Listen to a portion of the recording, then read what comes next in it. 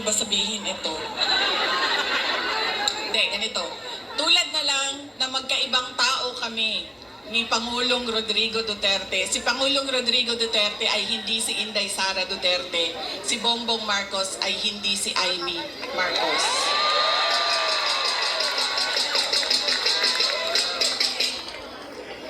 Ito, hindi na ako nagpaalam sa'yo. Sasabihin ko na, nga naman, sige manig. Tanggalin na lang natin ito. Okay lang sa'yo? Mura siyang matuwan.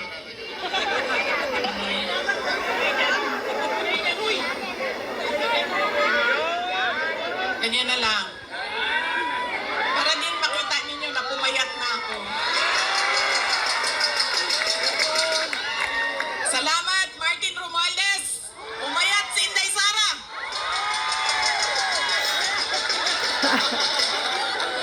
Uy, kajod lang ba? Seryoso, seryoso. Mahal ko kayo, ma'am. Ito, hindi na ako nagpaalam kay Senator Amy kasi hindi ko naman alam na nandito siya. Noong October 2023, pumunta ako sa kanya. Sabi ko sa kanya, pwede mo ba akong tulungan? Kailangan ko kausapin ang Pangulo. Kasi nakikita ko sa mga plano nila at nabasa ko sa mga plano nila, meron silang ipa-file na impeachment na kaso. So sinamahan niya ako. Ito yung araw bago umalis si dating Pangulong, si Pangulong Bongbong Marcos. Ito yung... Hindi ko sinadya yun. Hindi ko sinadya yun, ha? Napailan na...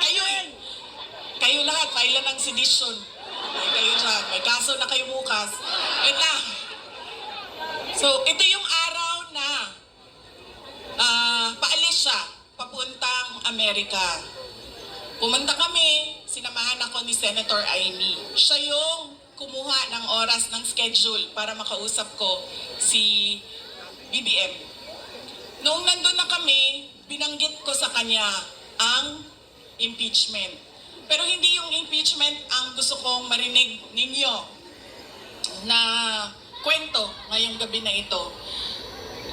Doon sa pag-uusap naming kaming tatlo lang yun pasensya na silang dalawa. Marites yung nandoon sa harap, silang dalawa. Nag-uusap kaming tatlo, nabanggit ni BBM ang pag-amenda ng konstitusyon. At sinabi niya na, madami siya sinabi, pero ang gist ng sinabi niya ay, we will just amend. Kasi English man sila pag mag-istorya, no? So ako dito, anak, kuyawaning inihang in English, we will just amend the economic provisions of the Constitution. Nakirinig ko at nakita ko talaga na sumagot si Senator Amy. Sabi niya, that is a dangerous thing. Sabi niya, if you open the Constitution to amendments, you do not just open it to economic provisions. You open it for all amendments of the Constitution.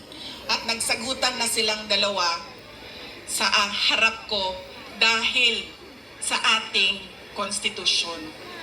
Kaya yan ang pruweba ko at proof ko sa inyo na magkaiba na tao.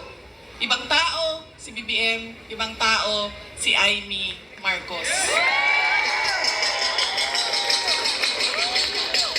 Okay na ma'am, pwede ka na umalis. Wait lang, sandali. Iboto niyo ba si Amy Marcos? Okay na ma'am, pwede ka na lumipat sa QC. Good na dito. Kalimutan ko na yung sasabihin ko. Tatlong paalala. Hindi natin tinitingnan kung ano ba yung mga pangako niya noon. Tumakbo siya noon. May pangako siya. Binigay ba niya? Diba? 20 pesos ang kilo ng bigas. Tapos ngayon, okay na daw. After 3 years, 3 taon ng campaign promise o pangako sa eleksyon, ibibigay ngayon.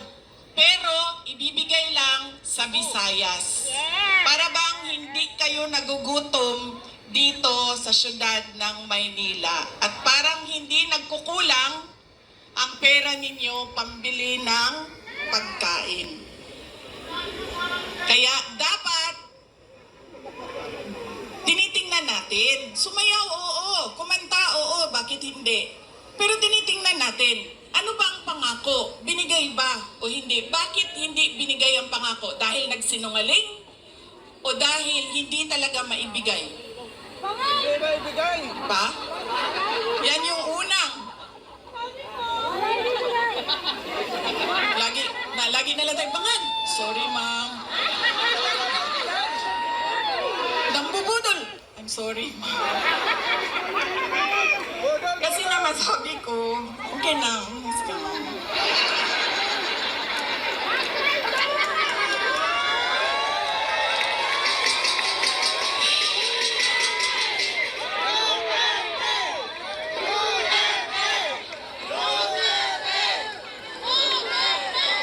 Alam nyo, yung bangag na yan, hindi totoo.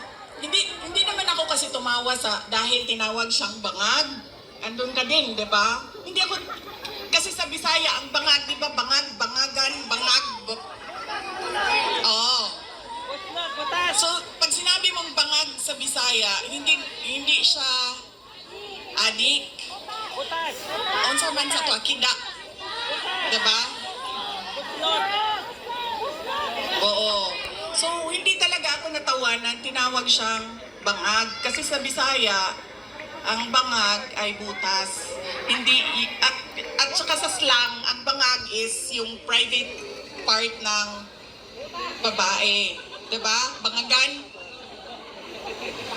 Ang pinagtawanan ko, dahil ang rally na yon ay kontra sa pag-amyenda ng konstitusyon.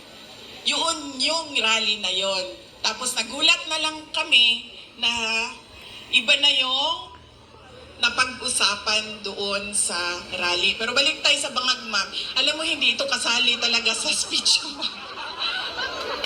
Sinabi sa akin ng partner ng uncle ko na noong hindi pa siya Pangulo, nung senador pa lang siya, ay bumisita sila sa bahay at inalok talaga sila ng droga. Umindi yung wala naman ako sinabi na pangalan. O talaga, alam nyo, may malaki bang tulungan ang Maynila para sa ating lahat?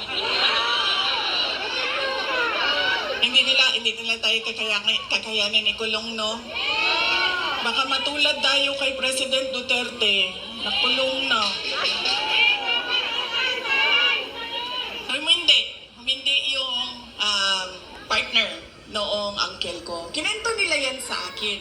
Ang buong akala ko naman, kasi matanda na, di ba, may edad na, natututo ka na sa kung anong mga mali na ginagawa ng kabataan mo, ay nagbabago yung tao.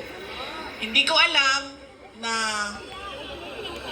yun na nga ang nangyari. Kaya balik tayo sa paalala